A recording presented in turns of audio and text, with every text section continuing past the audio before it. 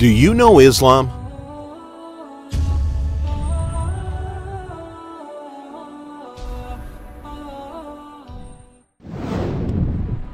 Do you really know Islam?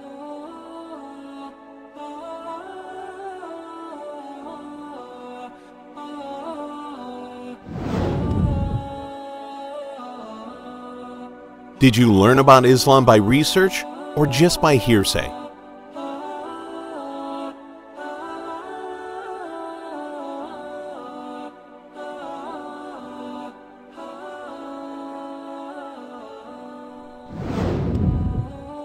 Or do you have any prejudices against Islam?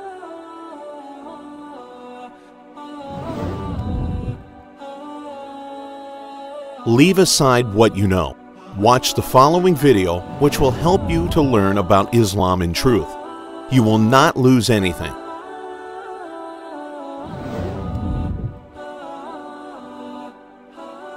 Islam means submission. One submits himself to Allah and His Messenger, as Islam puts order to his life and brings happiness in the hereafter. Allah, the one who created the human being and who knows him best, will shape his worldly life as a result of this submission. As long as one lives according to the measure set by Islam, he will attain happiness in this world and the next.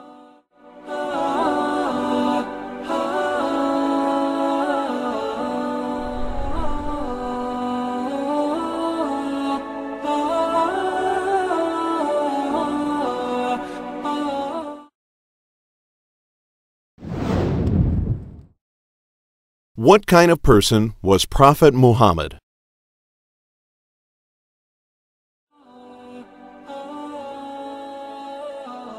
He lost his mother and father when he was very little and thus became an orphan. Having grown up under the care of his grandfather and uncle, Prophet Muhammad was seen to never lie. He was known as the truthful one amongst his people. No one ever was harmed by way of his hand, speech, or being. He was under the protection of Allah and was far from any immortality.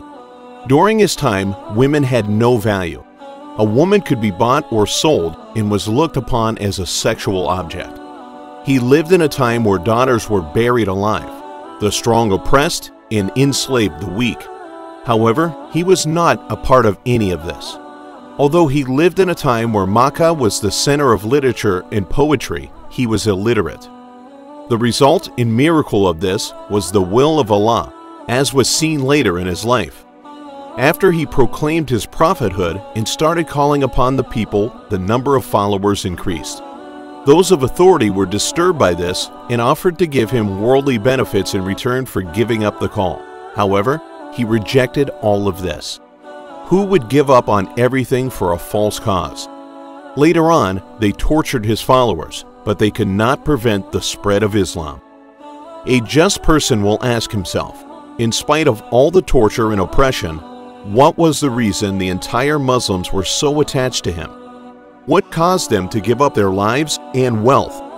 What did the Prophet promise them that they gave up their lives and wealth to follow him? They followed him just like the helpers of Prophet Isa. Many false accusations and bad remarks were made against Prophet Muhammad, the perfect human being.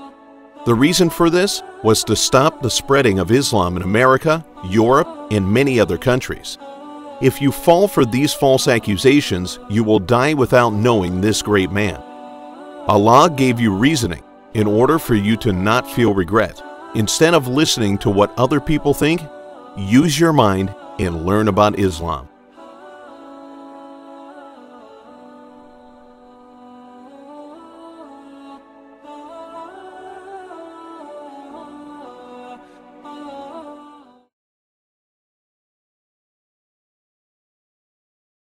What does Islam prohibit? To associate others with Allah, to commit adultery, to drink alcohol, to gamble, to rebel against parents, to kill another man, to spread corruption on the earth, to steal, to lie, to deceive, to falsely accuse, to backbite, to break another one's heart, to confiscate another's property, in everything that will harm people.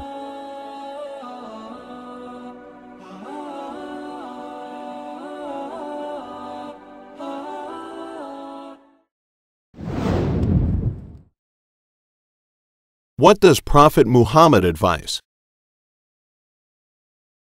To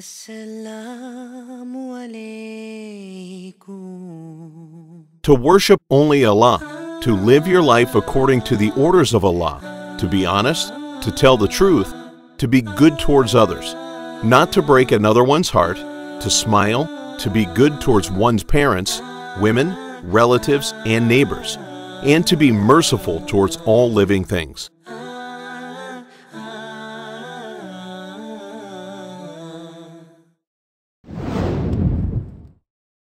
What promise is given to those who follow Islam?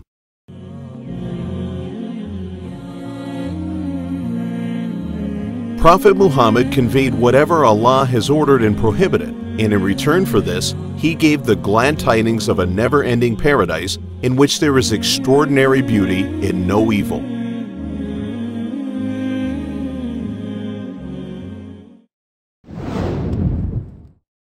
Prophet Muhammad never rejected those messengers that came before.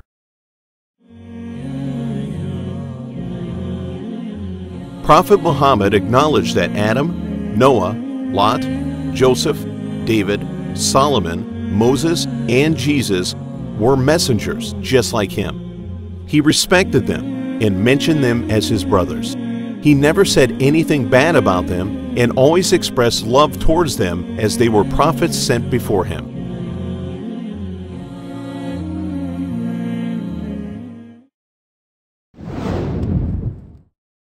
Prophet Muhammad never rejected the books sent to the early messengers.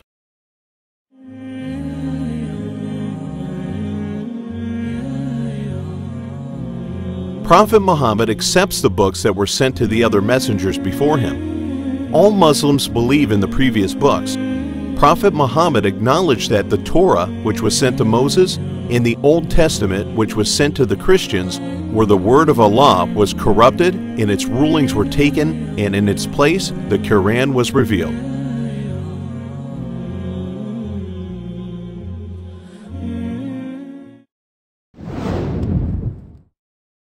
What are the miracles of Prophet Muhammad?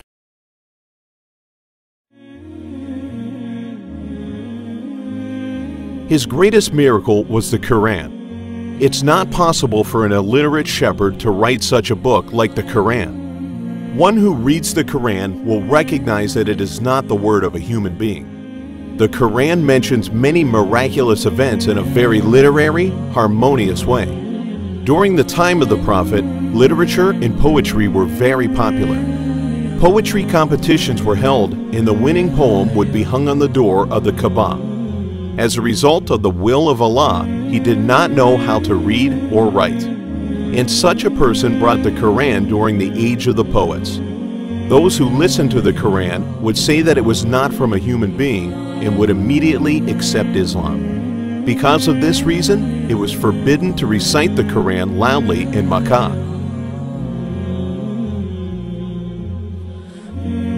Prophet Muhammad has many miracles. However, since it is not possible to make mention of all of them, we will just give a few examples.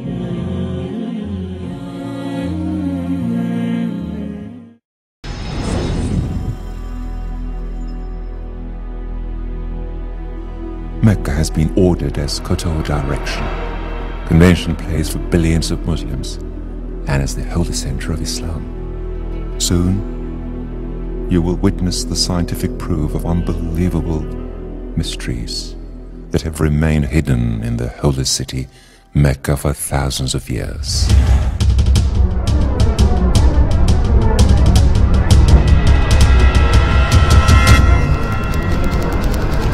The constant, superior design number of mathematics, 1.618. The Creator has always used the very same number in numerous events in the universe.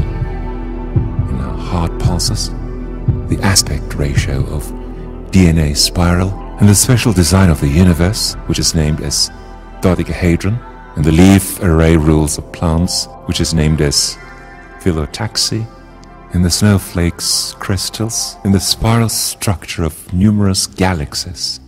The creator has used the same number, the number of golden mean, 1.618. It is observed that this ratio is applied to the pyramids of Egypt, like it was applied to various famous architectural works. Famous astronomer Kepler defines this number as a precious treasury.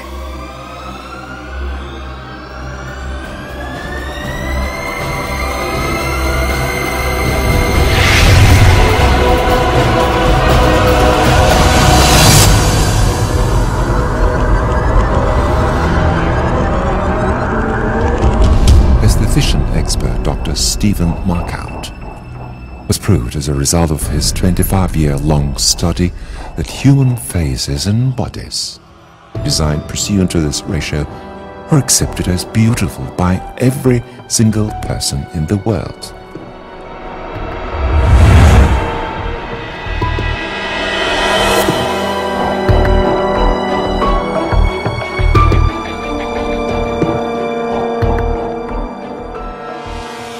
If the aspect ratio of any form is 1.618, then this form is convenient to golden mean. Perfect design.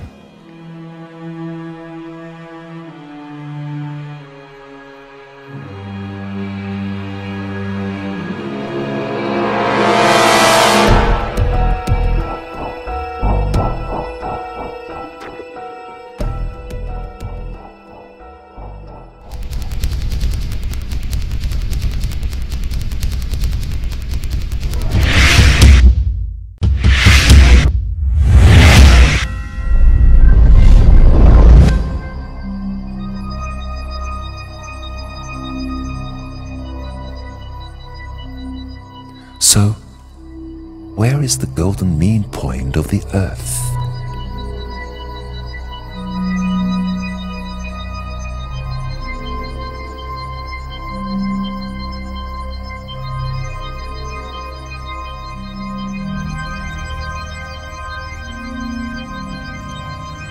The proportion of distance between Mecca and the North Pole to the distance between Mecca and the South Pole is exactly 1.618, the golden mean.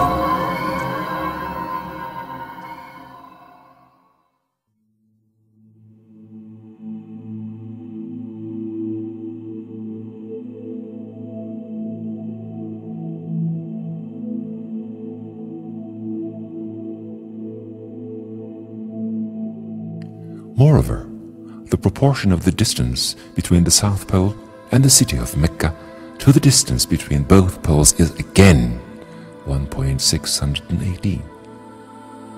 The miracle is not over yet. The golden mean point of the Earth, according to common location language of mankind, Greticule map, is in the city of Mecca. The proportion of eastern elongation to the western elongation, which are determined as solstice line from Mecca, is again 1.618. Moreover, as shown in the figure, the proportion of western elongation of Mecca to the solstice line to the perimeter of the Earth on this very latitude is surprisingly the golden mean, 1.618.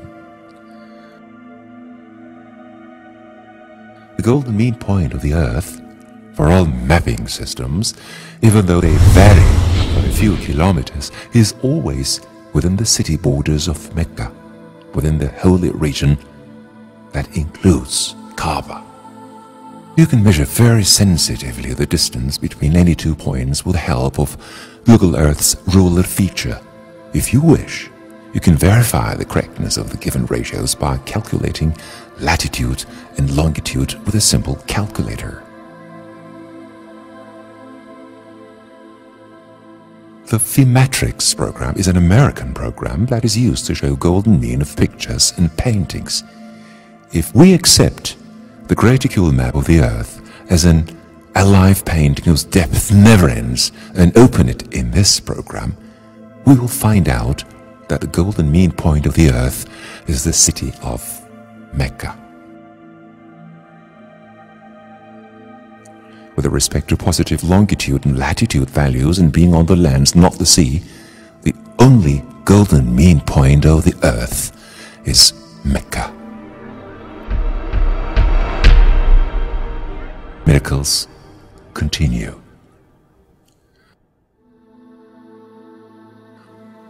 The golden mean miracle in the Mecca verse of the Quran.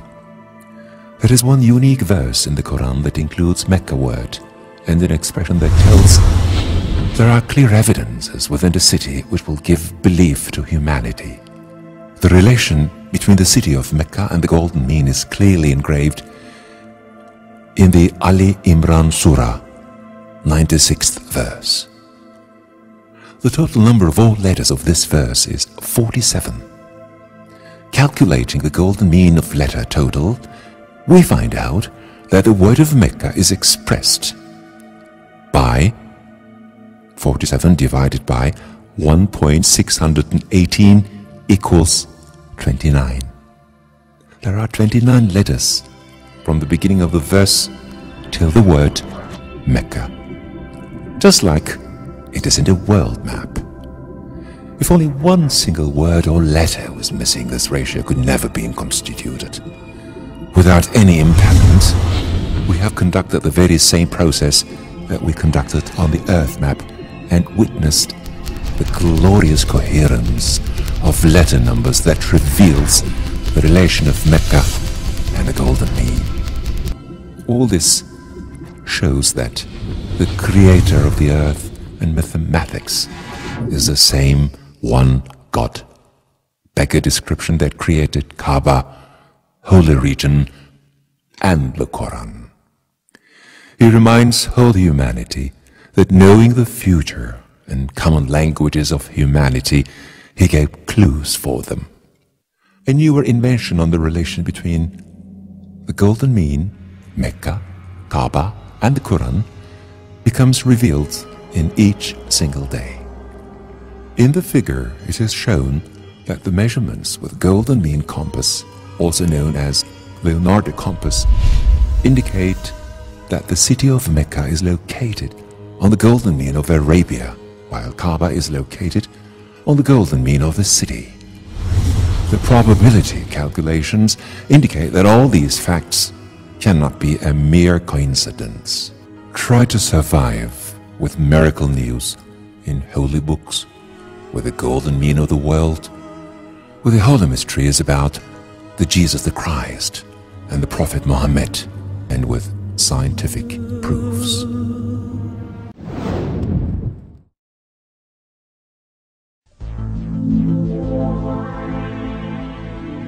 Apart from the miraculous characteristic of the Quran, which we have looked into so far, it also has a mathematical miracle. An example of this is the numbers of repetitions of some of the words in the Quran. Some related words are surprisingly repeated the same number of times. Below are such words and the numbers of their repetitions in the Quran. The word day, yaum, is repeated 365 times in singular form, while its plural and dual forms, days, ayam, and yaumain, together are repeated 30 times. The number of repetitions of the word month, shahar, is 12.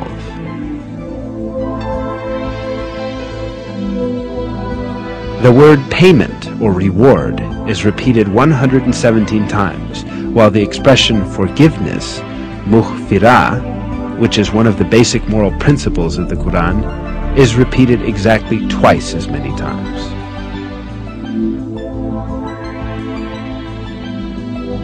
The number of times the words world, dunya, and hereafter, akhira, are repeated is also the same, 115. The statement of 7 heavens, Sab'a Samawat, is repeated 7 times. The creation of the heavens, Khalq al-Samawat, is also repeated 7 times.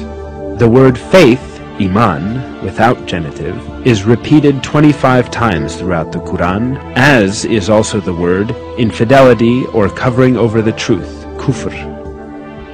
The words paradise and hell are each repeated 77 times.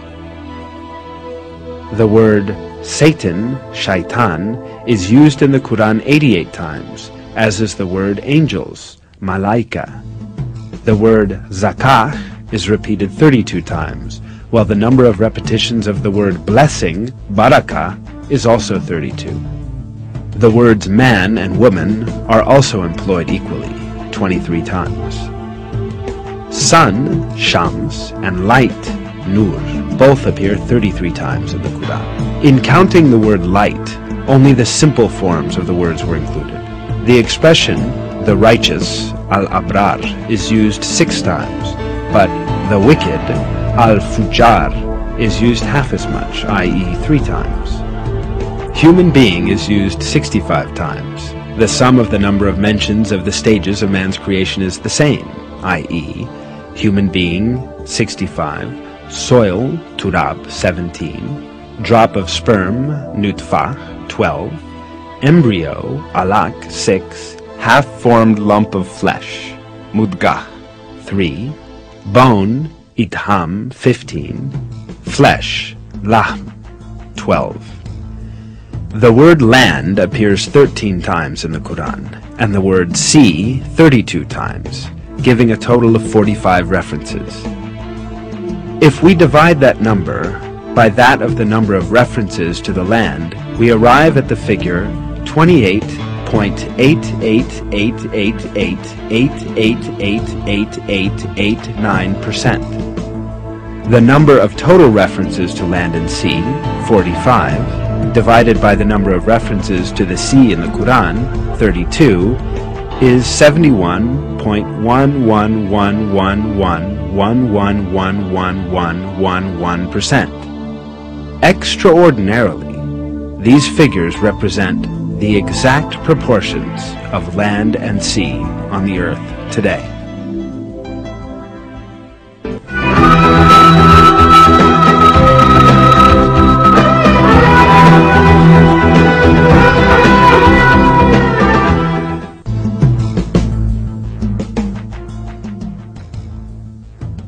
Every piece of information shows us an apparent fact.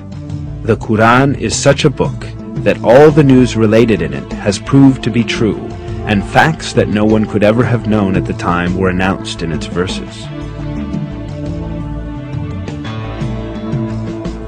Certainly this proves clear evidence that the Quran is not the word of man.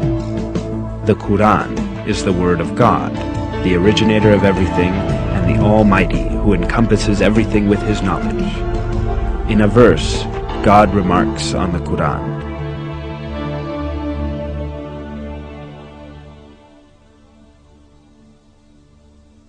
"If it had been from other than God, they would have found many inconsistencies in it." Not only are there no inconsistencies in the Quran, every piece of information it contains reveals the miracle of this divine book more and more each day. What falls to man is to hold fast to this divine book revealed by God and receive it as his one and only guide. In one of the verses, God tells us the following, "And this is a book we have sent down and blessed, so follow it, and have fear of God, so that hopefully you will gain mercy."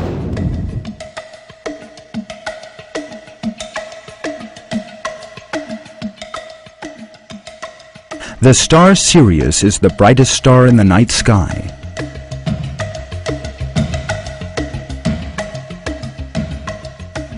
Astronomers have calculated its distance from us at being 8.5 light years. It was noted only in very recent times, thanks to modern telescopes, that Sirius moves together with another star, much smaller than itself and invisible to the naked eye. Scientists call this two-star system Sirius A and Sirius B.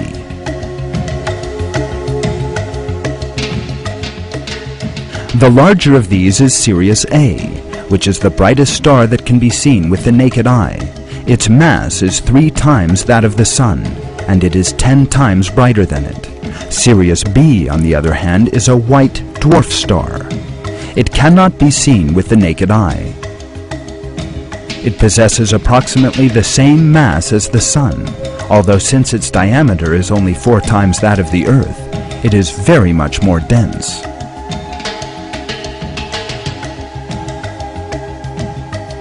The stars in the Sirius system are heading towards our direction at thousands of kilometers an hour. The duration of the rising of Sirius on Earth's horizon is exactly the same as our solar year. In other words, 365 days and 6 hours. Because they had discovered this interesting common feature in the star Sirius and the solar system, the ancient Egyptians declared the day when Sirius first appeared on the horizon to be the first day of their calendar year. Because of such characteristics, the star Sirius became a focus of interest for a great many ancient civilizations. It was believed that this star possessed various powers, and some people even went to such excesses in their depravity as to worship it. The fact is, though, that it is God, the Lord of the worlds, who created the star Sirius and all the features it possesses, just as he did everything else. God refers to Sirius, known as Shi-Ra in Arabic, in verse 49 of Surat An-Najm of the Quran. It is he who is the Lord of Sirius. The Sirius double stars orbit in ellipses around one another. The orbital period of Sirius A and B about their common center of gravity is 49.9 years. This scientific data is today accepted with one accord by the Departments of Astronomy at Harvard, Ottawa, and Leicester universities. This information is reported as followed in various sources. Sirius, the brightest star, is actually a twin star. Its orbit lasts 49.9 years. As is known, the star Sirius A and Sirius B orbit each other in a double bow every 49.9 years. The point requiring attention here is the double, bow-shaped orbit of the two stars around one another. We've seen that the star Sirius is referred to in Surat An-Najm, verse 49. We also encounter a very wise analogy in verse 9 of the same surah. He was 2 bow lengths away, or even closer.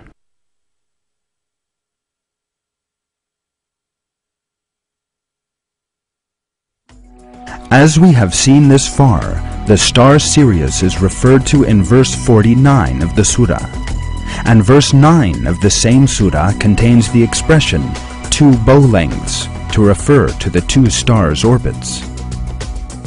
When we combine the numbers of these two verses, in other words 49 and 9, we obtain the number 49.9, the duration in years of these stars' orbits. Here we are faced with a mathematical miracle of the Quran. Given the technological means available 1400 years ago, it was of course impossible for people living then to know that the star Sirius, one of which is too small to be seen with the naked eye, was actually a 2-star system, that both these stars' orbits were in the form of a bow, and that those orbits lasted for 49.9 years. Scientists only came by that information towards the end of the 20th century. Yet our Almighty Lord, the Creator of everything from nothing, the absolute ruler, has miraculously revealed these facts in the Quran. And God knows best.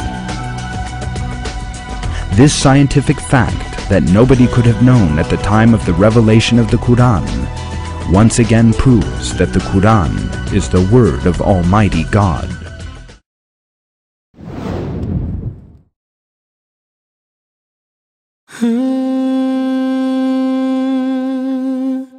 Assalamu alaikum. Allah, Allah, you are my all, you are my love. Words can't describe my love for you. Allah, Allah, you are my Lord. All praises due to your beauty and compassion. Allah, subhanahu wa ta'ala. Allah, I'm calling your name. Allah, I call you, I need you. Allahu Akbar. Allah, your mercy is great. Oh,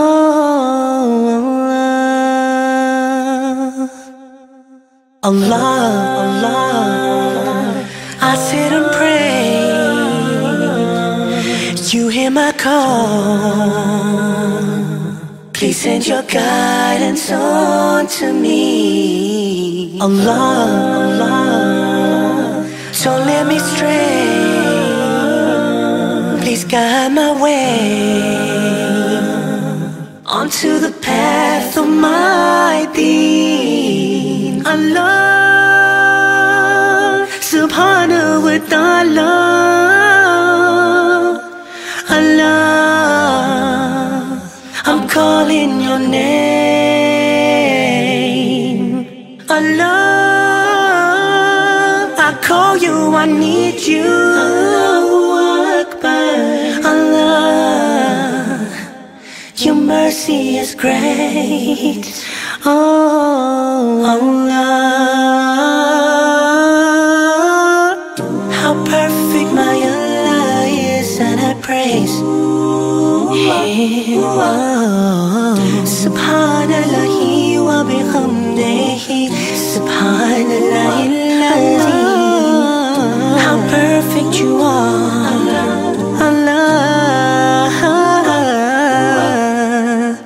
Subhanahu wa ta'ala. Allah,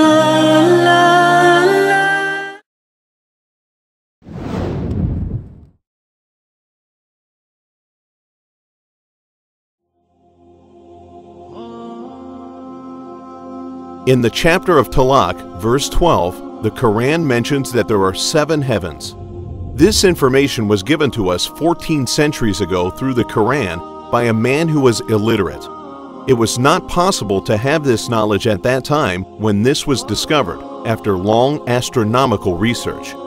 And it was not possible for it to be taken from other sources. This type of information was not known to anyone at that time period.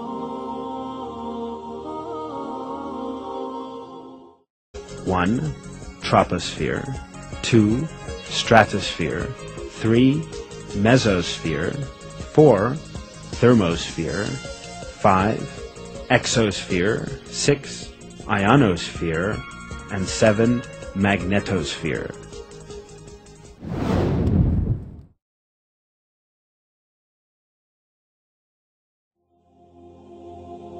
At a time when astronomy was not as developed as today, the Quran, which was revealed 14 centuries ago, mentions in chapter Thariyat, verse 47, that the sky has been expanded.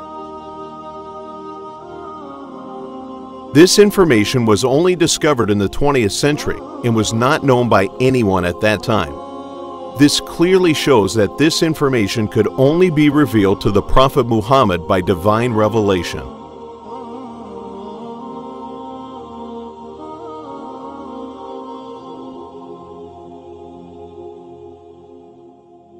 Prophet Muhammad said, "If a fly falls into the plate of any one of you, dip it in the food, because in one of its wings is a sickness, and in the other is a cure."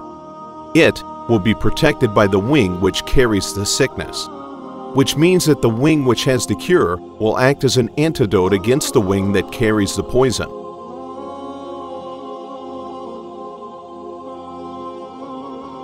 This kind of information was discovered by scientists in a lab as a result of microscopic experiments. However, this information was given to us by Prophet Muhammad 14 centuries ago.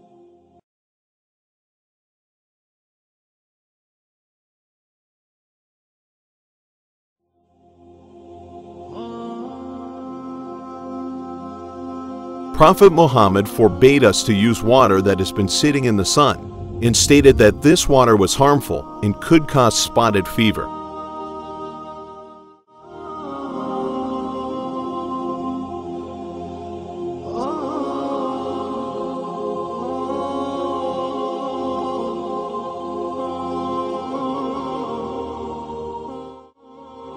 It is mentioned in chapter Rahman, verse 19 and 20, He released the two seas meeting side by side. Between them is a barrier, so neither of them transgresses.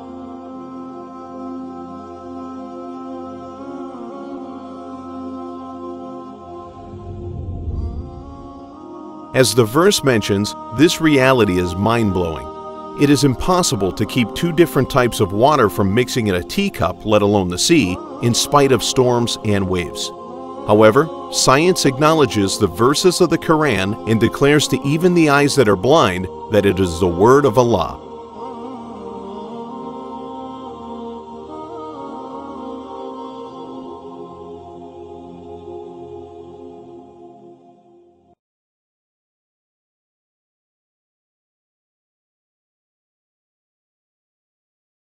Captain Cousteau, famous for his research of the sea, explains,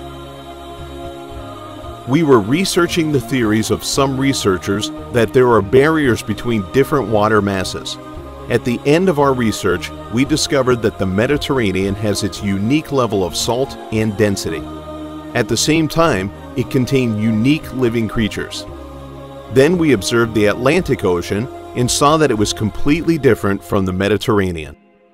Whereas in the Strait of Gibraltar, where the two waters meet, their levels of salt, density, and vitality should be almost equal or the same.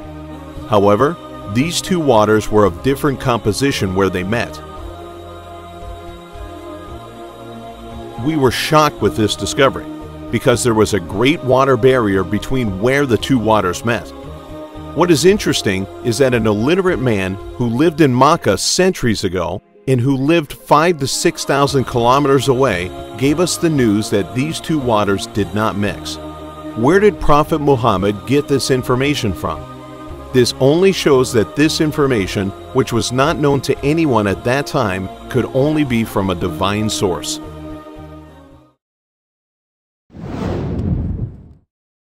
Why is Islam mentioned alongside with terror? Islam contains in itself commands which will bring happiness to people in this world and the next. Because today's Muslims are not practicing true Islam, Islam becomes misunderstood. People's wrongdoings which are based on the ignorance of Islamic teachings are taken as Islam. Those who do not practice Islam properly stand as a barrier and prevent Islam from being understood as it should be. Those who learn about true Islam become Muslim immediately. As a result of Islam spreading in America and Europe at a fast rate, certain groups of people who are disturbed by this try to present Islam and terror as equals. Whereas Islam, let alone human beings, prohibits even harming animals and trees and prohibits the spreading of corruption.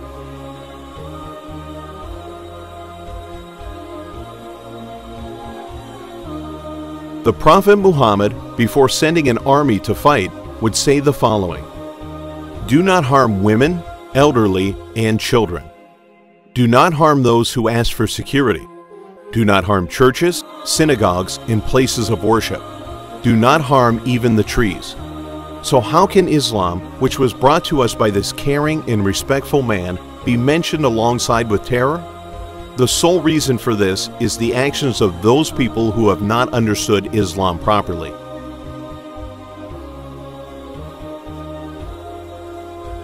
The army which the Prophet would send would first call to Islam, then would offer the paying of taxes, and then wage war.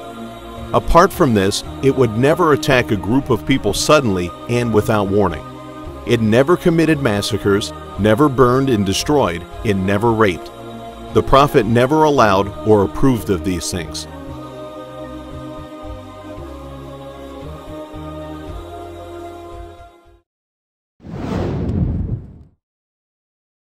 What is Islam's jihad command?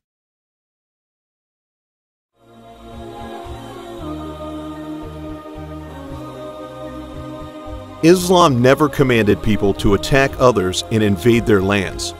Islam wants to free people from being slaves to others and make them slaves of only Allah. It wants free people from the oppressive dictators and arrogant people and call them to Allah's justice.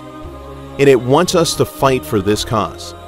This command to fight for this cause does not intend to mass murder, invade, and oppress, but to help the oppressed and to establish the rule of Allah in the lands. Is it terror to establish Allah's justice and rule in this world in comparison to the massacres of imperialist forces, or is this to establish justice?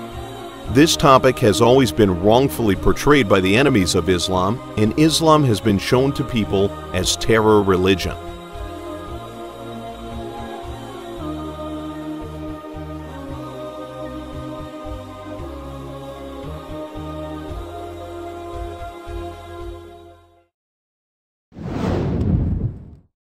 In spite of all this defamation, why is Islam still spreading?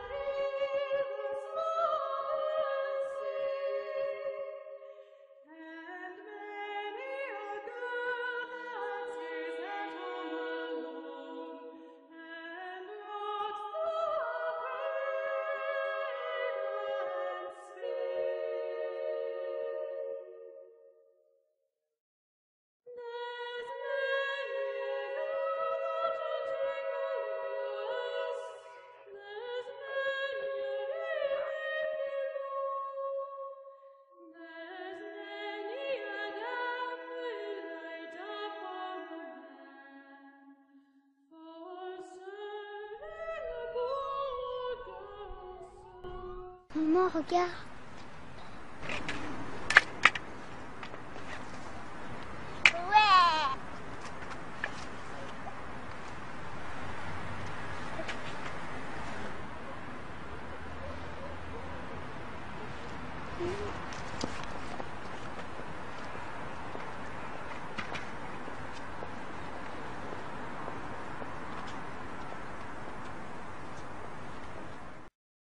Assalamu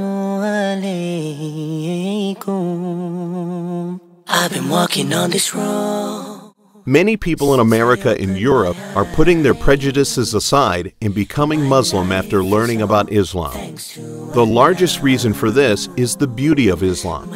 The more Islam is defamed, the more people become curious and want to learn about Islam. Please help me on my way, Allah.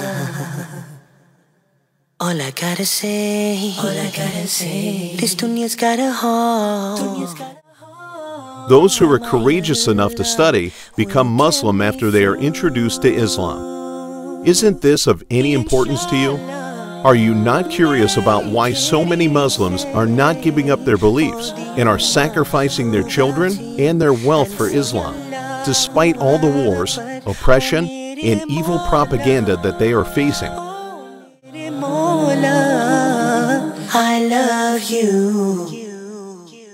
We love you. Allah subhanahu wa ta'ala. Allah, your mercy is great.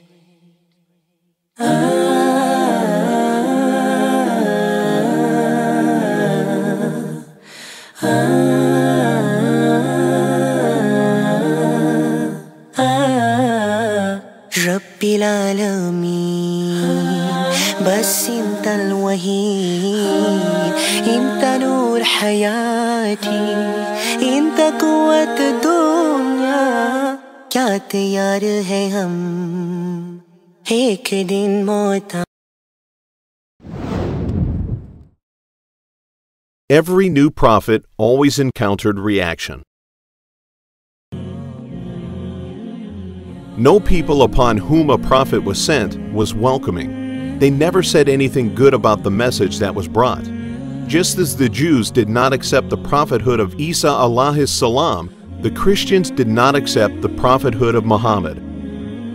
May the peace and blessings of Allah be upon him. However, the coming of the Prophet Muhammad was mentioned in the books of the Jews and Christians. Even though they knew of this, they still rejected his message.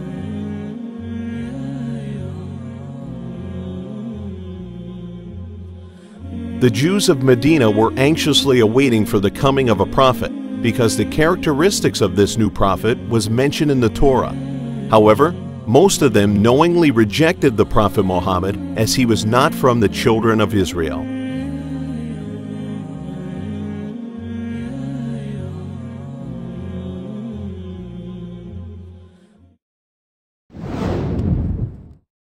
Come learn about Islam before death comes upon you.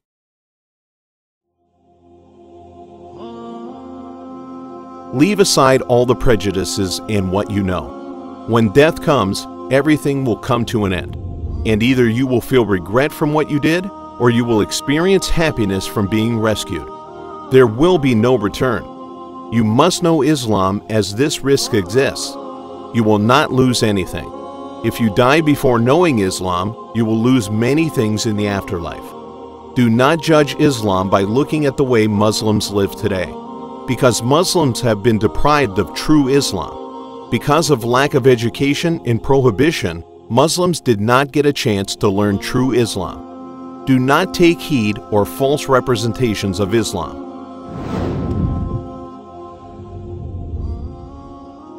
Immediately take an opportunity to read the Quran in the Prophet Muhammad's life. The opportunity of life has not ended for you. Give a chance to this hand that offers salvation and open your heart to Islam. Become Muslim and save yourself, then your family for an eternal life. Otherwise, you will regret it.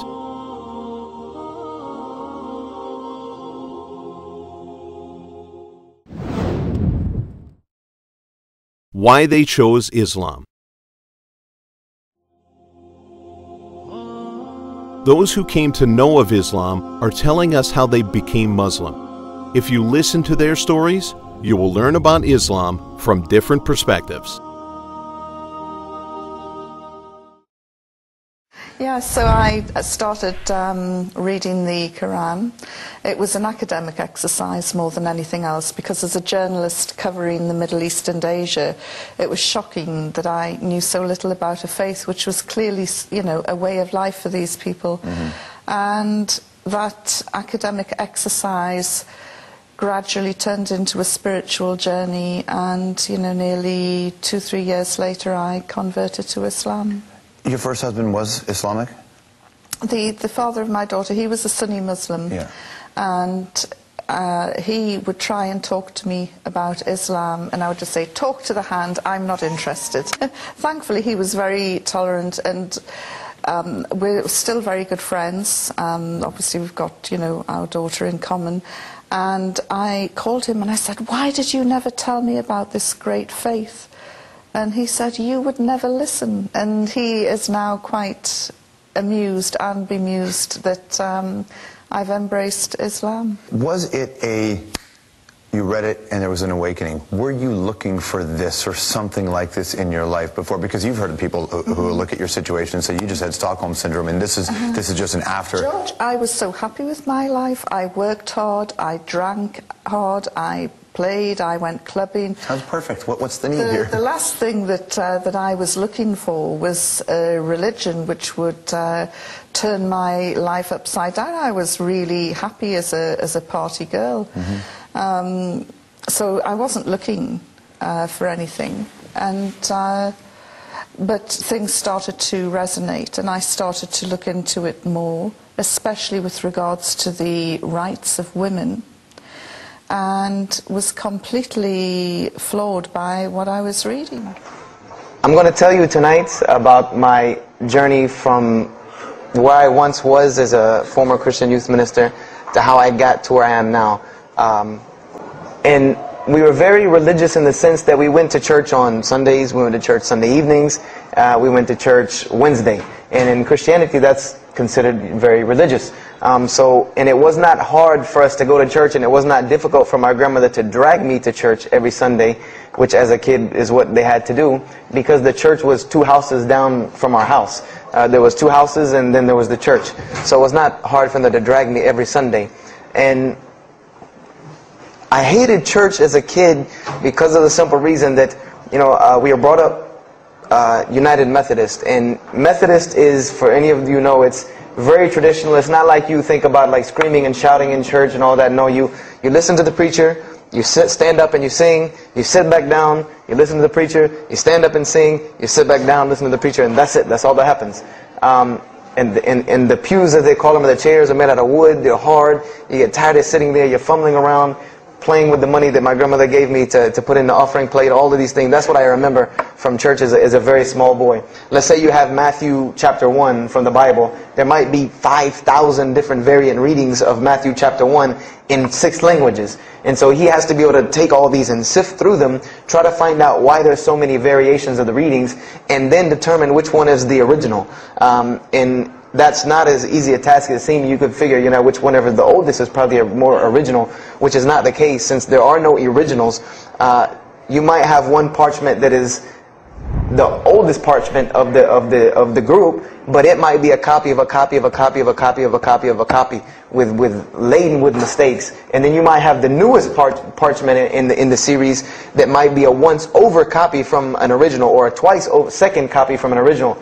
Therefore, it would make the newer parchment more original than the older one. So it's not a very easy field to go into. And he started studying textual criticism, and being that I was his best friend, I started studying textual criticism. Whenever he was, you know, doing his homework or research papers, you know, I was right there with him. Whenever he did a homework, he would always let me read it. Or when he finished his papers, he would give them to me.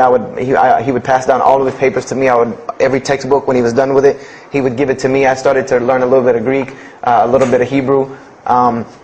So I became, you know, started to become a layman's textual critic, and I applied to Bob Jones University in my sophomore year because it was a 3-year waiting process for Bob Jones.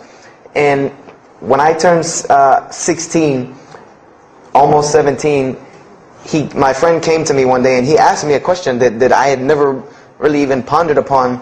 He asked me, he said, "Have you ever read the Bible?" And I said, no, in church. I mean, yeah, we've all read the Bible in church. You know, your parents make you open it up and look at it. And at the Bible studies I went to, Young Men for Christ, we did have Bible studies, and we'd read a few passages and talk for 2 hours about those few passages. But he's like, no, have you ever read it? You know, like you read a book beginning to end. I said, no, I don't know anybody that's read, nobody that I knew had ever read it, beginning Genesis 1 to the end. He said, but this is the inerrant word of God, as we are taught. This is our instructions on earth. Why haven't we read it? You know, why have we not read this book? And I said, you know, that's a very good question. and he gave me a challenge. Well, it was basically a challenge for us both. He said, let us start with Genesis 1:1 and let's read the Bible and let's see what God says to us. Because this is the inerrant word of God, inspired to men for instructions for us. So let us see what God says to us. If God can talk to the preacher through this book, why can't he talk to me? I said, you're right. I said, that's very good. I had a lot of time on my hands. I wasn't really allowed to do much anyway after school. So I said, why not? Let's read the Bible. I was somewhat nerdy as a 14, 15-year-old, 16-year-old. So we started to read the Bible, and we decided to go from Genesis 1:1. And what we tried to do, this was the attempt that we made, was to not think of anything that we'd ever heard about Christianity, but to open the Bible, and let's say I just found this book in the desert, and read it and see what it says to me. Let it talk to us. So we started Genesis 1:1, and we started reading through the Bible. You know, we did some of it together, and most of it I did by myself, because I'm a very, very quick reader, so I decided to read a lot on my own. And as I was reading through the Bible, I started to notice the stories that I had heard in Sunday school. You know, you start reading Genesis, you read about Adam and Eve, we all know that story. You started reading about Deuteronomy, Exodus, you know, the stories of Moses, the story of Noah, the story of Lot and Abraham, and all these stories that I know. But I was surprisingly and astonishingly shocked by some of the stories that I read about these same people that I learned about in Sunday school. Just for instance, and this is a big testament to why Allah kept sending us prophets and why Islam was sent as a complete and perfected deen with the Quran. If you read about Noah in the Bible, there is the story about Noah saving humanity from the flood with an ark and all of that. There is this in the Bible. There's another aspect to the story of Noah that not many people know about unless they actually take time to open a Bible. This will not be preached from any pulpit anywhere. Is that the Bible says that Noah was an alcoholic. This is the Bible's portrayal of Noah, or Nuh alayhi salam, that he was an alcoholic, he was a drunkard. This is the word used in the Bible, that he was a man given to alcohol. And I'm a psychology major, and my field of specialty is mental illnesses, and alcoholism is one of those, is a mental illness. And I know from seeing alcoholism's effect on one of my close friends' parents, I know that someone who is truly addicted to alcohol, and if Noah lived for so long addicted to alcohol, he was seriously addicted to alcohol.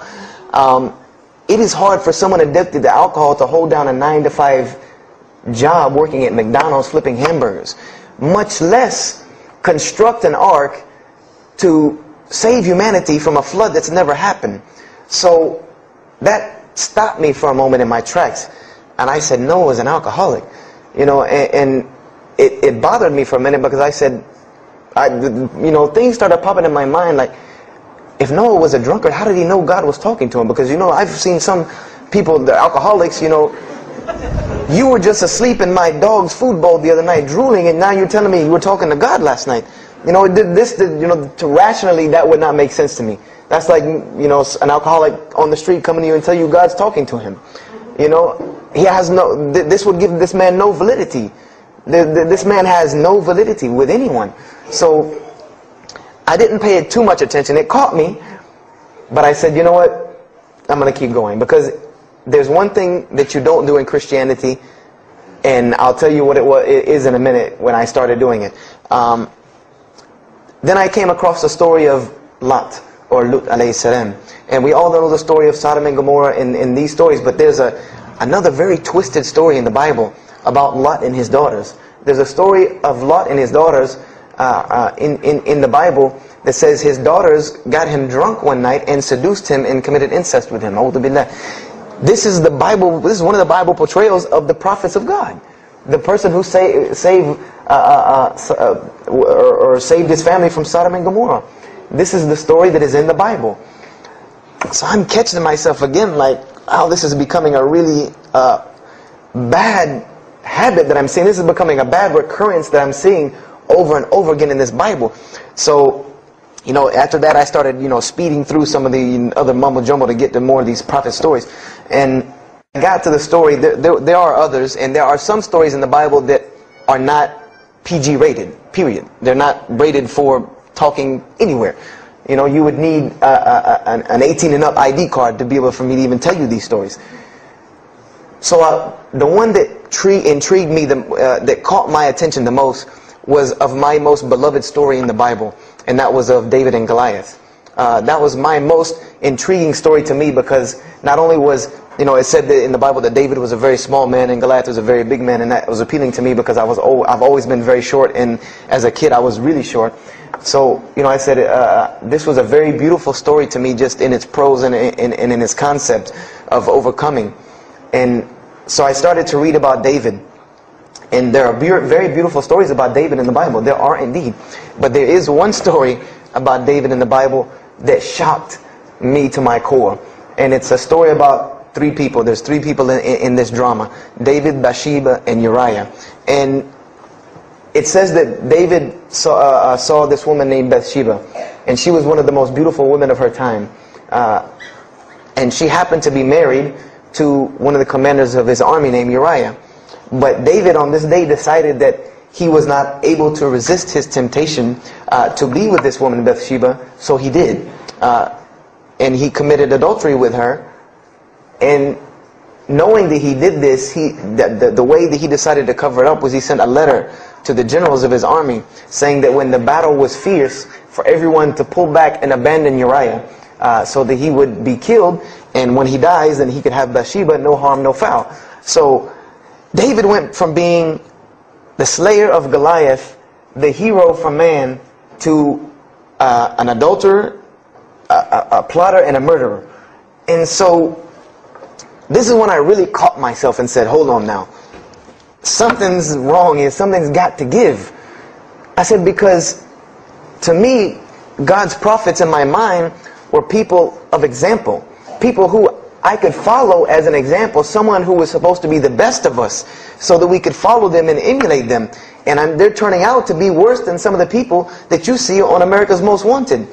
David is somebody that, if I only knew this about him from the Bible, I see him coming down the street, I'm going the other way and calling 911, because he has to have a warrant out on him for something. This is what I'm thinking in my mind. This man is not an honorable man at all. He killed Goliath, yeah, but he killed this other guy named Uriah to be able to commit adultery with his wife. So I committed the cardinal sin in Christianity. I started asking questions. This is the one thing you do not do in Christianity, is you don't ask questions, especially not about issues like this. So I went to my pastor and I started asking questions. You know, what's going on here? You know, pastor, there's a very bad recurring habit about these men in the Bible. What is the deal here? And I remember he told me the same thing that almost every pastor or every evangelist or anyone I talked to about this, same answer, almost like it was programmed. They would put their hand on my shoulder and say, Brother Joshua, don't let a little bit of knowledge wreck your faith. Because you're not justified by knowledge, you're justified by faith. And they would quote me verses like, lean not on understanding, you know, Paul's, we're justified by faith in Jesus Christ. You know, they would quote this whole line of thing to me like it was already pre-programmed, that they programmed in pastor school that people are going to ask you questions and here's the answer. So, you know, I said to myself, you know, I don't know, pastor, you know, this just seems kind of odd. He said, let me tell you something. What you're reading is the Old Testament referring to God's covenant with the children of Israel. And they were a different people, a very stubborn, crazy people. So why don't you move on to the New Testament? In the New Testament, you'll find the new covenant that we're under with Jesus Christ, and I promise you things will change and be better. I said, okay, perfect. So I read went ahead and finished and got to Malachi and then started with the New Testament. So I opened the New Testament and I said, here we go. You know, let's start all over again. But there were a few things that I had learned from the Old Testament that I wanted to keep in mind when I started to read the New Testament. I learned, number one, that God was one in a unique sense. This is what I learned from the Old Testament, that God was one in a singular, unique sense. This is over and over and over and over very clearly in the Bible. God's nature is one. And so when you go to Matthew, Mark, Luke, and John, I wanted to know Matthew who? Mark who? Luke who? John who? Because it's called the Gospel according to Matthew. The bad thing is that no one knows. No one knows because no one pinned their name down to these things. No Bible scholar in his right mind will tell you that we know for sure Matthew so-and-so wrote this, Mark so-and-so wrote this, Luke so-and-so wrote this, John so-and-so wrote this. It's factual information that we do not know who wrote these. So I was intrigued. I'm like, that doesn't, why would somebody write this book that's supposed to be passed down over generations and people are supposed to, this is the inspired word of God to guide mankind, and nobody decided to pin down who wrote it. So I read Matthew, Mark, Luke, and John. So I had a very big conflict going on inside of me, and my friend took me to his textual critic teacher, his professor, and what this man told me probably wrecked my faith in Christianity. And I always say I doubt he would be very happy me traveling around the world telling people that a Christian professor from Bob Jones University wrecked my faith in Christianity. But he did. Because what I asked him was, what happened to all these contradictions? In the Old Testament there are many contradictions. If you study Hebrew language, you'll understand that when you read some of the Old Testament or the Torah, that there are some parts of the Torah that you can see is the most beautiful Arabic that you can see, the most beautiful Hebrew that you can see, just like when you read the Quran. It's very beautiful Hebrew. And then 2 chapters later you'll see Hebrew that looks like a broken 3-year-old who is trying to scribble some Hebrew down. It looks very colloquial, very dialectic. You can tell it's not the same person speaking. So I went and asked him about all this stuff I saw. And he told me, he said, what you have is a book written by men over centuries and centuries and eons and eons. And he says, and this book started as an original that was copied and copied and copied, and somebody added a mistake, and somebody came behind him and corrected that mistake and added 2 of his own. Someone came and copied it and skipped a line and added a line where it wasn't supposed to be. And then someone else came and copied it and took it to his country, and in order for it to fit well with the doctrine they were teaching, he would cross out a dot here or cross out a word here or change a word here so that it would fit with the theological ideas of this part of the world. And he said, and after all these years, you have a book now that is compiled from all of this, written by the hands of men that still have men's fingerprints left on it. And that's what you have. You have an imperfect book that is only perfected through faith. This is exactly what he told me, that this book is perfected through faith. You cannot perfect it textually. It's not a textually perfect book. Those who believe in it by faith. And so I said, here we go again with this faith thing. I said, God gave me a brain for a reason. If he did not want me to use it, he would remove this reason and logic part of my brain out and replace it with more faith. So, and I was of the opinion, as the saying goes, my grandmother didn't raise a fool. I'm no fool. I said, I can't believe in this. This book I've been taught is the inerrant word of God, and you're just telling me that it's a book of errors that's only perfect through faith. That's like me taking a 1982 Datsun all beat up and say if you believe it can be a Mercedes. If you believe. That would make no sense. You can't take a car to the car dealership and say that. No, if you really believe it, if you look at it right, it's a Mercedes. So I said, no, this is a book full of errors. And God's religion is perfect. If God has a religion, it's perfect. If he has a book, it has to be perfect because he is perfect. So I left Christianity completely. And I decided that I was, I had learned some concepts from the Bible. God was one. You couldn't fool me of that. And that guy came in and was listening. He said, have you ever heard of Islam? I said, yes, I've heard all about Islam. He was like, okay, so what do you think of it? I said, what do you mean what I think of it? That's probably the worst religion I've ever seen on the face of the planet. He's like, why? And he's like, I'm a Muslim. I was like, man, stop playing. You're an African American. He's like, so? I'm like, the book said you guys were Arab. All the Muslims were Arabs. He was like, what else did you read in the book? And I told him, he was like, man, what what have you been reading? He's like, you need to go to the mosque for Jummah. He's like, he told me, he said, I'm not a good Muslim. This is what he said to me. He said, I'm not a good Muslim. I'm not even going to try to front and say I'm a good Muslim. He said, but I can guide you to some people that can tell you the real truth about Islam, because he knew about my story about wanting to find religion. And he said, you need to go to the mosque for Jummah. And I said, what's Jummah? He said, it's just like church with no chairs. said, I can do church with no chairs because in church the chairs were the worst part anyway. Because they had these hard benches that you sit on that are like this, and they're so hard. I said, that's good. You sit on carpet? Wow, man, every church should be like that. And I said, where's the mosque? He said, it's on Wade Hampton Boulevard. I said, where on Wade Hampton Boulevard? I lived on Wade Hampton Boulevard. I lived right off of Wade Hampton Boulevard. He said, you know where Lee Road intersects with Wade Hampton? I said, yeah, I live on the other side of the intersection. He said, it's right there. I said, no, it's not. There's nothing. There's a gas station or a church. He said, yeah, you know that church, the Evangelical Missionary Training Facility? I said, yeah, I used to take missionary classes there. He said, you know that building in the parking lot with the gold thing on top? I said, the gym? And he was like, no, that's the mosque. Because I had always thought it was the gym because it was in the same parking lot and it was just rectangular with 2 glass doors in the front. And you could literally walk in between the church and the masjid and touch them like this. Anyone doesn't believe me, go to Greenville, South Carolina, look at the masjid. You can almost touch both of them just like this. He said, yeah, it's right there. I said, I've never, at first I was shocked. Like, I've been living across the street from all these crazy Muslims all my life. I said, I never knew. And he told me to go to Jummah, and I asked him what time. He said he would meet me there at 1 o'clock in the afternoon on Friday. So I said, okay. I went on Friday. And I'm waiting outside for him. I'm not going inside. That's not happening. And I'm seeing all these people going in. And at this time, it was a predominantly Indo-Paki Arab masjid. Anyone who went in was not American, period. And I did not see even one African American going there. And I did see one. And then when he went in, I heard him talking in a dialect that I realized he was probably from Africa. So I said, he's not American. So I'm not going, I'm waiting, and I'm standing outside sitting on the church steps, and the imam pulls up and parks right in front of me, who I had no idea he was the imam. But he got out and he asked me, am I waiting for someone, this, that, and the other? And I explained to him. He said, oh yeah, we know this brother. You don't see him that much, but we know who he is.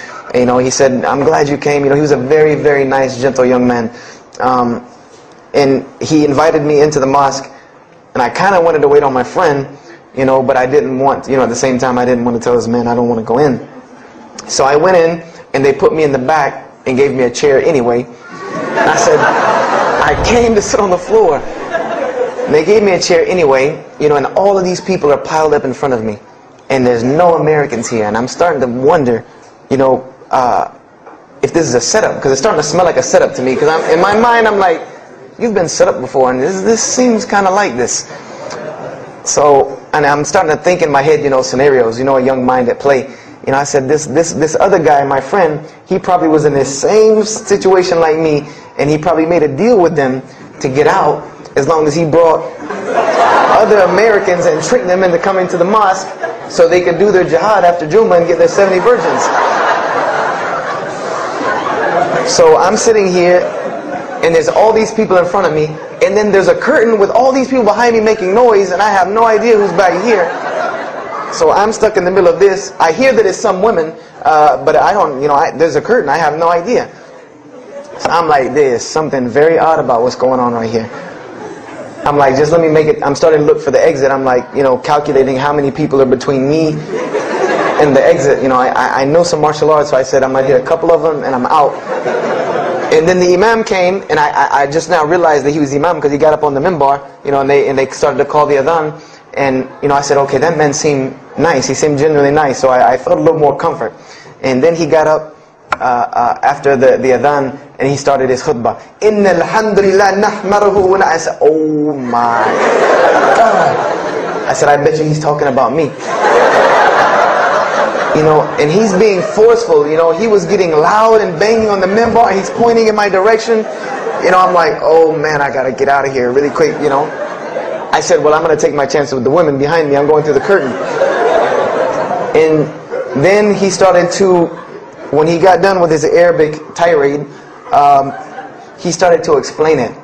That verily all praise belongs to Allah alone, or God alone. In Him do we worship, in Him do we seek help and assistance. We seek refuge with Him from the evil that lies. He explained what he said in Arabic, and it sounded to me so beautiful. It was very, very beautifully prosed, what he said, and I wanted to know where he got that. I said, where did he get that? Because it was only about God and about the nature of ourselves. All of us should know that the beginning of the khutbah, and he quoted the 3 verses from the Quran. "O you who believe, fear God as ye should be feared and do not die," and instead of a state of submission to Islam. He was a very wise man, because he translated everything. It was almost as if he knew I was there and translated everything for me. I remember to this day what the khutbah was about. And I don't know if he did it because I was there, or if that was his already planned khutbah, but it's almost as if it was meant for me. The khutbah was that, the title of it was that the forgiveness of Allah is open to anyone at any time, at any place, no matter what, unless they have committed shirk. And the prose of the khutbah was a very long hadith. That some of you will know. And just to make it short, it was the hadith where the Rasulullah ﷺ met Angel Gabriel or Angel Jibreel, and Angel Jibreel was telling them to tell him that if the Muslims commit this certain sin, to tell them that Allah would forgive them. And every time he would tell the Muslims, they would say, okay, well then what about this sin? And he would go back and meet with Angel Jibreel, and he would go back and come back and say, tell them that Allah will forgive him for that. And this discourse happened, for many different sins. And then finally Angel Jibreel alayhi salam said, tell them that Allah has said, no matter what they do, even if their sins are compiled, like the oceans are from the east to the west, as long as they have not associated a partner with Allah, tell them that Allah will forgive them. And I remember he told me that, or he said that, that the door of repentance to God is open as long as you have not seen the angel of death or the sun hasn't risen from the west. I didn't really understand the sun risen from the west thing at that time. But, and he said that, God's forgiveness has to come from God alone. This was the whole premise of his khutbah, was on forgiveness and tawbah. And I was saying to myself, these are all of the same concepts that I had formulated through reading the religious scriptures myself. And I'm asking myself, where did he get this stuff from? Where did he get all this? And he started using names like, he used the name Ibrahim alayhi salam, he used the name Musa, and I'm like, he translated it to Abraham and Moses. I'm like, where did he, where is he getting these? These are names from the Bible, I know these people. And so after the khutbah, they started lining up for the prayer. And I got apprehensive because everybody's getting up in front of me and blocking my exit from the door. And so I guess one guy in the back saw me, and because I had to move back a little bit, he said, we're about to pray. And I said, pray to who? And he said, to God. I said, which one? And he said, the one that created the heavens and earth. The same one that's in the Bible, the only creator of the heavens and earth, the only God. I said, yes, I know him. So the Imam started to pray, and when he recited the Quran, I know it sounded very intriguing. I had no idea what it was. But then when I saw Muslims bow and prostrate on the floor, verses and verses of every religious book that I had ever read started ringing off in my head, that this was the way men of God prayed. And the first thing that I could think of in my mind was, this is worship. That's what I said to myself. This is not prayer, because prayers are asking God for something. These people are worshiping God. So I said to myself that you've written this religion off way too easily. I thought I was a much more open-minded person than that, and I was ashamed of myself that I had written it off with just one little book. I had put all this studies into the other religions. I read this one thing about Islam and was done. So I went to the Imam after Jummah. He talked to me, and I would have to say that I was probably a little bit rude with him. And I've asked him to forgive me. I saw him a few years later. I said, you got to forgive me for the first time you saw me. Because he started telling me, would you like to know a little bit more about, he had a very heavy accent, he was an Egyptian brother. Would you like to know a little bit more about Islam? He tried to give me some pamphlets. I said, no. I don't want any of this right here. I said, do you have a book? This is what I wanted to know. Do you have a book? Can you give me? He said, yes, we have a book. I said, it's called the Quran. I said, can I read it? Is it in English? Can I read it? He said, sure, you can read it. And then he tried to explain it to me a little bit, how it came by. I said, nah, just give me the book, because the book should speak for itself. So I took the Quran home, and on Friday night I started to read it, because this is a book I had never seen before. And I was very interested. So I went home and I opened the Quran, and I read the Fatiha. It seemed to me kind of like the Lord's Prayer. It was a little similar to what I found in the Bible. But then I started to read Surah Al-Baqarah. I started to read Surah Al-Imran, and I started to see names that I had seen before. I started to see names like Abraham, Moses, David, Jesus, Yahya, John the Baptist, Zechariah, Mary.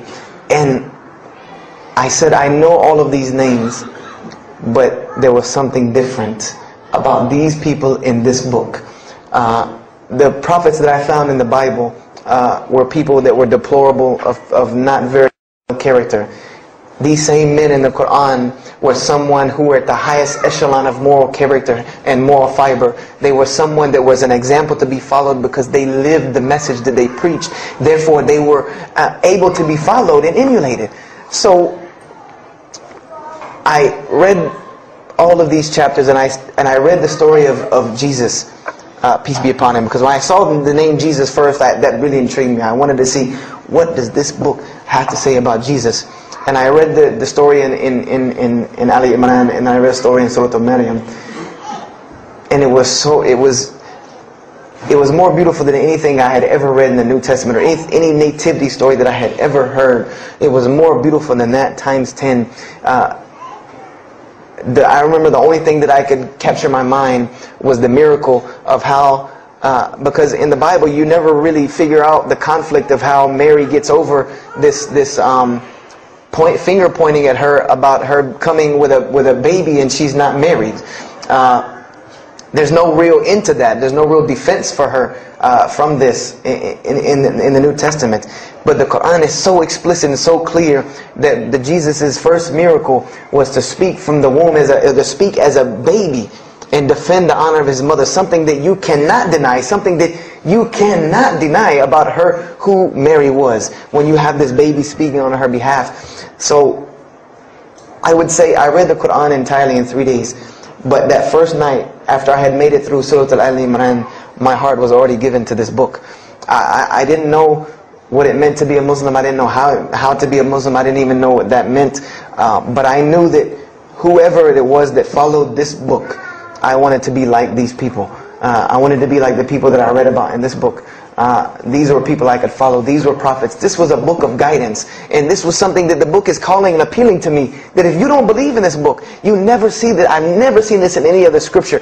The direct challenges that are in the Quran, that if you don't believe this book is true, put it to the test. Put it to the test.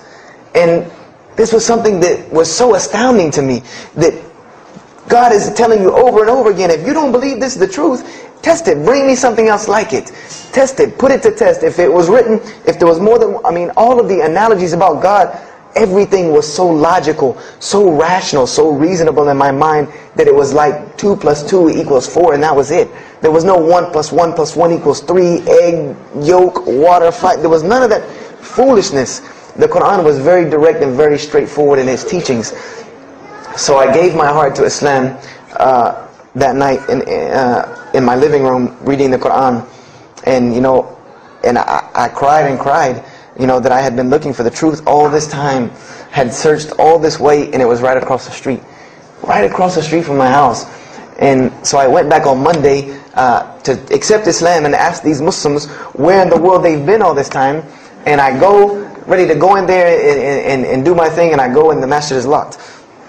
And because they only came on Fridays and for Isha during that time, and I didn't know. So I said, okay, I guess I have to come back on Friday, because every time I passed by the masjid after that, it was always locked. So I came back on Friday and I took my shahada, and as they say, the rest is history.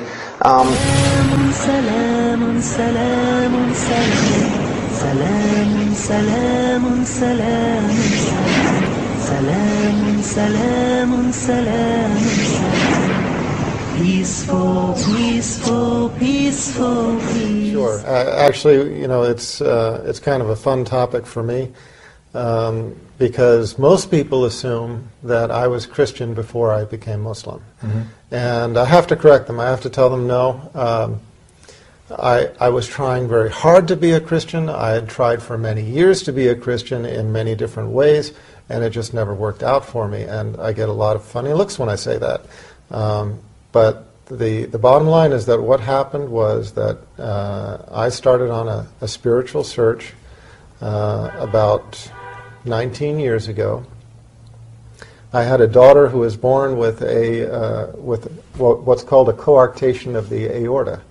It's a lethal problem, meaning that a child born with this condition most often dies, and they usually die in a particularly bad way, meaning that they have open heart surgery, and then a few years later they repeat the open heart surgery, and then a few years later they repeat it. As the child is growing, they have to increase the size of the graft, and in the end these children die. So this was the first time when I got the news of her condition. This is the first time in my life I felt I had no control. I couldn't do anything about this situation. Every time before in my life, when there was a problem, I dealt with it on my own. If I needed more money, I worked harder. If this needed fixing, I found somebody or I fixed it myself, etc., etc. And everybody knows what I'm talking about. When this baby was born, her name was Hannah, she went straight to the intensive care unit. Her body from here down was almost the color of my suit, closer to the color of your suit, just kind of a dusky gunmetal blue, because her body was not getting oxygen. Her body was literally starving in front of her eyes. Oxygen starved in front of her eyes, and that part of her body was literally dying. And when I saw that, like I said, it was the first time in my life that I needed to turn to some greater power. I was atheist up until then. I had been raised in a family that was basically Quaker, one of the Protestant sects, but not practicing. And I myself had never taken on any religion. So I had to leave the intensive care unit because they brought in a team of doctors, a team of specialists in the field. And while they were doing their thing, I just went to the prayer room. And for the first time in my life, I really prayed. And I prayed kind of the typical atheist prayer. There's a prayer called the prayer of the skeptic. The prayer of the skeptic goes like this: "Oh God, if there is a God, save my soul, if I have a soul." Yeah. Okay, that's the prayer of the skeptic. And most atheists, when they pray in this way. They say, "Oh God, if you are there," because they're not quite sure. And that's basically what I prayed. I just said, "Oh God, if you're there, I don't know if you're there or not, but if you are, I need help." And I made a promise to my Creator on that day. I promised that if He would save the life of my child and then guide me to the religion that was most pleasing to Him, that I would follow. And that was the simple promise. And I was only away for maybe about 15 or 20 minutes, but when I went back into the intensive care unit, my daughter was on the other side of the intensive care unit. When I entered the door and looked across the room, the doctors raised their faces from my daughter, and I could see right away something had changed. Their faces were mystified, as if they didn't really understand what was going on, maybe a little bit shocked.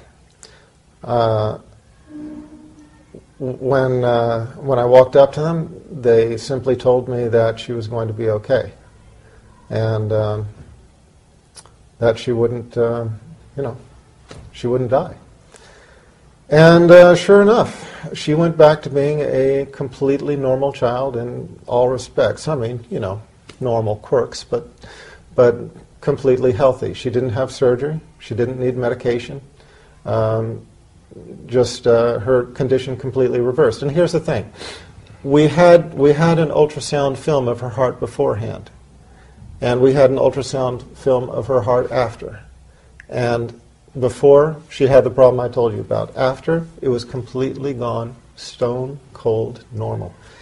And the doctors, I remember the doctors sort of went through an explanation, trying to make sense of it to me, trying to make sense of it to themselves. And I feel that they bought that explanation, but I remember standing there looking at them just thinking, I know that explanation works for you, but it just doesn't work for me. I prayed this prayer. And I just have to believe that this was the hand of my Creator. So I knew He had made good on His promise, and I had to make good on mine. So that started me on a religious search. And I thought I would find the truth in Christianity. I studied Judaism first. That led me to studying Christianity. I thought I'd find the truth there for years. Years I tried to convince myself I tried to become Christian. I mean, I went to Seventh-day Adventist, Mormon, Quaker, Southern Baptist, Roman Catholic, Greek Orthodox. I don't know exactly how many different sects, how many different churches I went to trying to find the truth of Christianity. And I always kept coming up against the same thing. I always kept liking some part of it, but having trouble with others. And when it came down to the tenets of faith, I would talk to the priests, and I would say, well, how about this? And they couldn't explain it. And how about that? And they couldn't explain that. And, well, what about this? And they'd kind of shrug their shoulders, and I'd just say, well, you know, thanks anyway, and move on to the next congregation. It wasn't until I found Islam that all of my questions were answered. And it wasn't until I found Islam that peace entered my heart, and I realized that this was where all of the pieces of the puzzle step, because I grew up as a Christian and became very much questioned my Christian heritage, and learned as a result of having worked in Muslim countries for the last 10 years that there were tenets of another religion, namely Islam, which fitted my personal beliefs much better than my Christian heritage. And the more I read about Islam, the more I realized I didn't have any problem with the tenets of Islam. And when we were in Lebanon, we met Suri, and he answered all of the questions from the point of view of an intercomparative viewpoint of religious theology. And the more I became convinced about Islam and becoming Muslim, and we moved ahead. So at that point I became Muslim, and I'm very pleased that I've finally taken the step. Now I have this belief, and I love my belief, so I have to respect it and follow the rules. The rules are not easy to follow. Angela is Muslim. She has been for almost 5 years. Raised Catholic, she learned about Islam after meeting Muslims while traveling overseas. She converted just 2 months after September 11th, a time when the war on terror was almost synonymous with a war on radical Islam. I saw a very dark persona of Muslims in general to Americans, and I realized it was so far removed from my actual experience abroad that people had to know, this is not who they are. This is not how they are. There are an estimated 1.3 billion Muslims worldwide, and most are not Arabs. Here in the United States, while the Muslim contingent numbers an estimated 7 to 8 million, it's growing rapidly. 20,000 new converts each year, 4 times as many women. Julia Roach converted to Islam after being introduced to the religion by her husband, Chris. They weren't married at the time. He is also an American. When I found out he was Muslim, I told him, I believe, right away, I will never become a Muslim. I will never cover my head. I will never be this person. So don't ever ask me to be that person. And he never did. But she did have lively discussions with him about religion. She was raised a Christian and said she converted after she was able to see past the stereotypes and learned about the values of Islam. The concept of freedom and liberty of each individual person and the rights of each person, and that's all wrapped up in the theological teachings of Islam as well. Yes, I'm an American. I'm very outspoken. I'm pretty assertive and very happy person. And it's not the typical stereotype that people see with a Muslim woman. We're going to read green eggs and lamb. 5 years after converting to Islam, Angela Collins is now the director of an Islamic school. بسم الله الرحمن الرحيم الحمد لله رب العالمين والصلاة والسلام على سيد المرسلين وعلى آله وصحبه أجمعين. Today, while I was wandering in the Isle of Wight, a person told me about there was a masjid and a mosque in this place which is called Newport, And alhamdulillah, I managed to get to the masjid and I met some of the brothers. One of the brothers that's really captured my attention, and I would like you to meet this brother. He is called Brother Abdul Malik. You could see, mashallah, from the way that he looks, he's a white person, blonde person, mashallah. But there is something very sort of fascinating about the brother, and he didn't mind me recording him, that he comes from a background which I would like Abdul Malik to talk about. So, go ahead, Abdul Malik, please. Assalamu alaikum wa rahmatullahi wa barakatuh. Ana ismi Abdul Malik Jamal Khanif. I came to Islam, inshallah, 24 years ago. Before this, I was a heavy metal punk musician, tattooed, and I was pierced, and way before all the people were doing this thing. Now it is commonplace. Then, 20 odd years ago, it was unusual and it was very uncommon. You can see by the holes in my ears. They are not from fighting in Afghanistan, astaghfirullah. Unfortunately, they are from my own stupidity. But we did these things, and we live with the consequences. These things are, everybody says, this is the meaning of life. I've always thought there was a God, and I always asked where he was. I looked at every ism. I had a good university education, but I argued against everything. And at the end of the day, I looked at Christianity, and they were saying about Allah subhanahu wa ta'ala has a son, and I could not accept this. But if Allah needed a son, that would mean he has a weakness. He is in need of an heir. If you have a son, you're going to die, he takes over. Why do you need this if he's all sustaining and all powerful? So this did not make sense.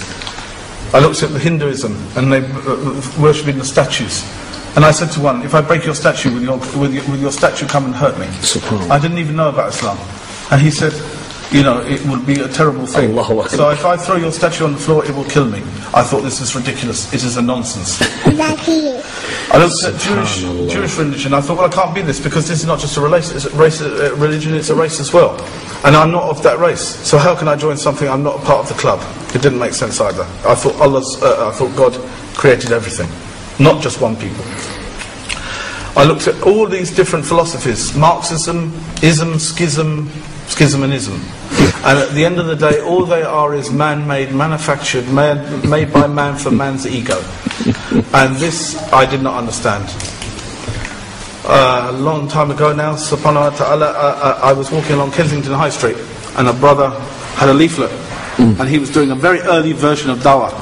There was no dawah 20 odd years ago. There was very few Muslim reverts. I don't like the word convert.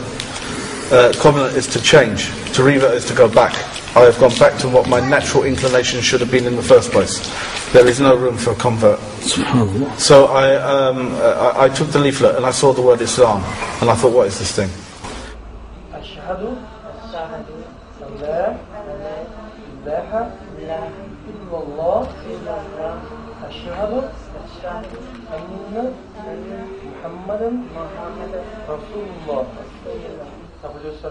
كلمتان حبيبتان إلى الرحمن خفيفتان على اللسان ثقيلتان في الميزان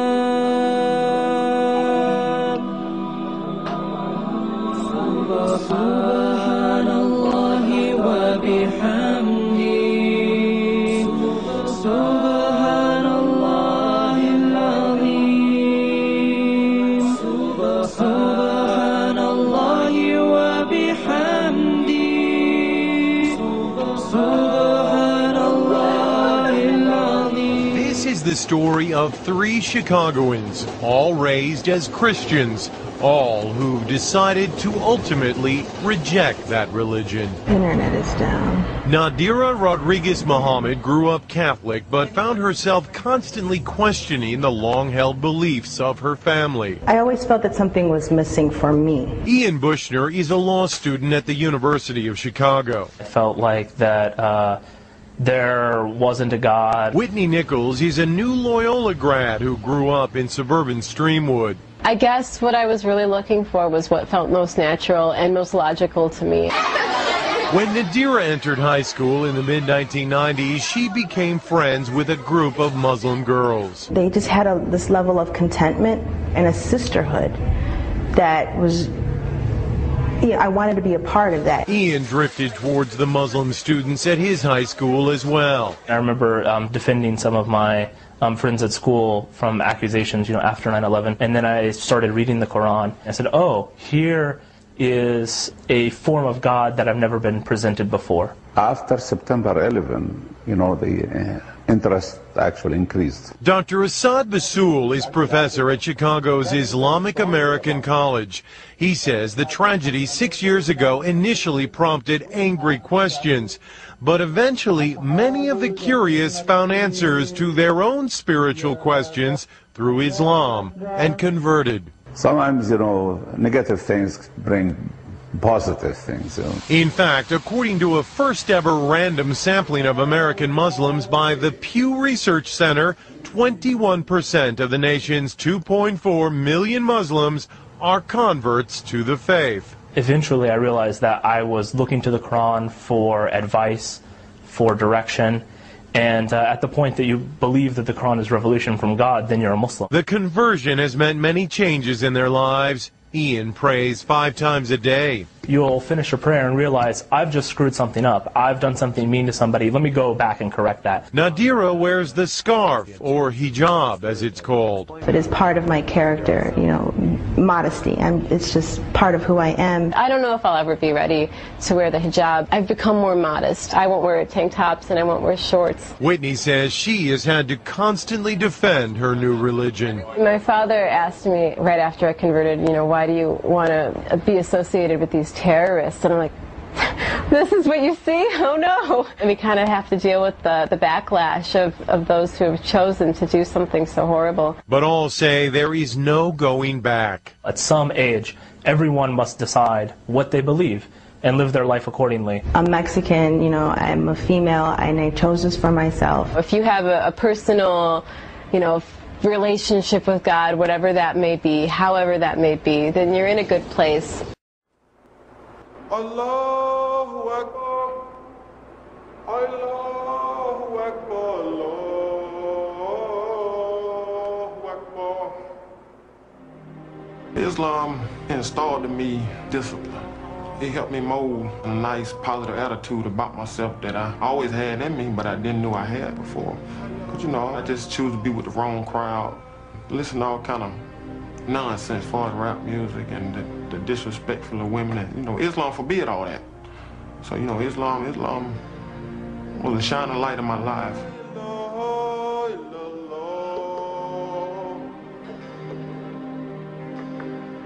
African Americans are the largest ethnic group of Muslims in the U.S. Among young black men in prison, Islam is one of the fastest growing religions.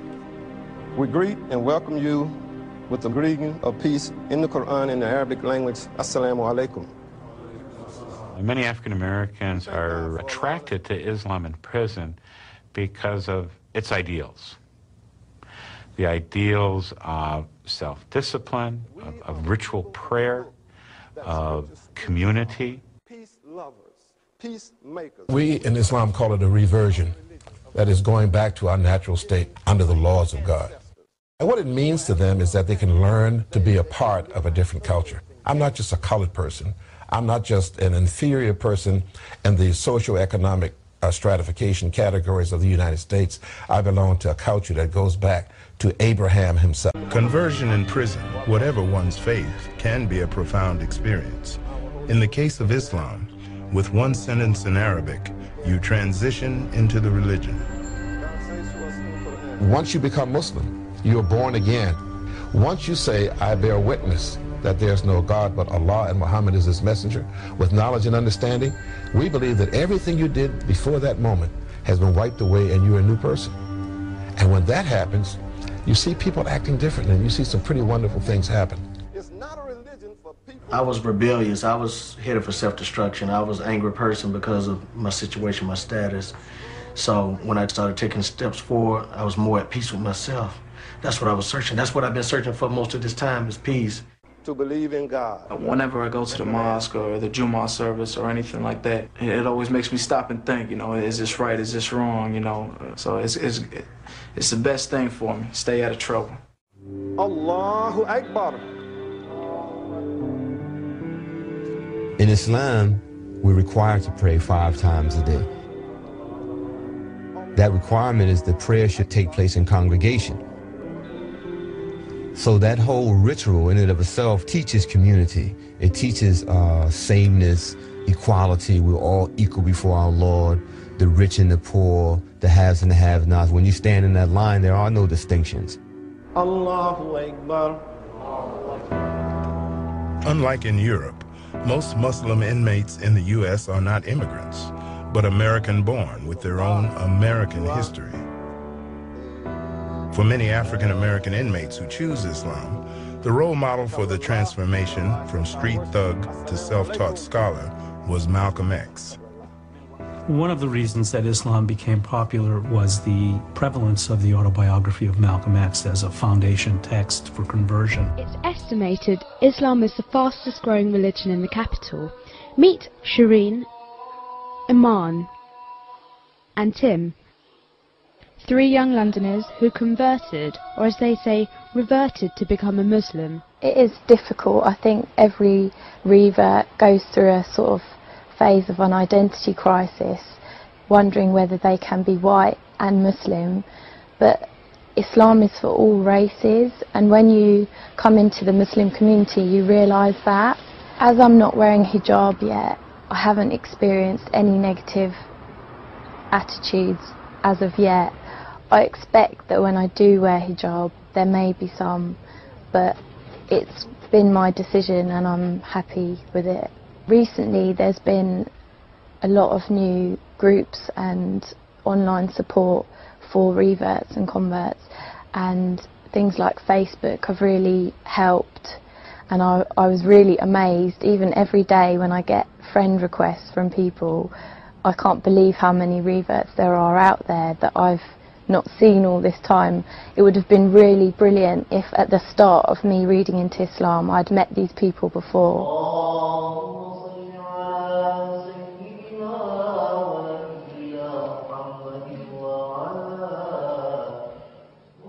Basically my 2 best friends were Muslim sisters, and they got me into the whole concept of Islam, and I got every book I could lay my hands on.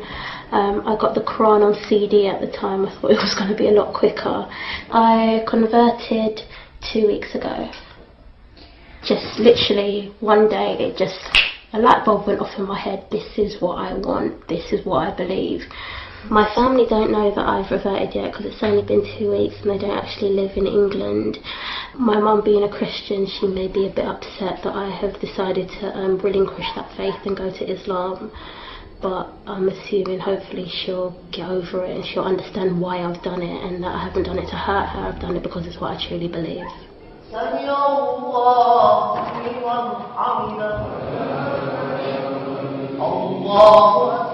I'm 22. I study theoretical physics at Royal Holloway. I converted to Islam about 3/4 of the way through my first year of university, which was about 3 years ago. What I believed before was a very Dawkins-style atheism, sort of what I've naturally come across through my scientific background. Because when I first started, I thought, oh my God, 5 times a day, praying 5 times a day. If I can have 5 cups of tea a day, I've had a really good day. But then after trying it for a little while, it's actually really easy. Before, I'd never thought I'd get married for certain very base instincts, male instincts that were going on. And you know, now after seeing in my new sort of light as a Muslim, I call it being enlightened now, I started to really, you know, believe that I wanted to get married, and I absolutely do, and I have got married. I have a fantastic wife, and we're living happily ever after at the moment.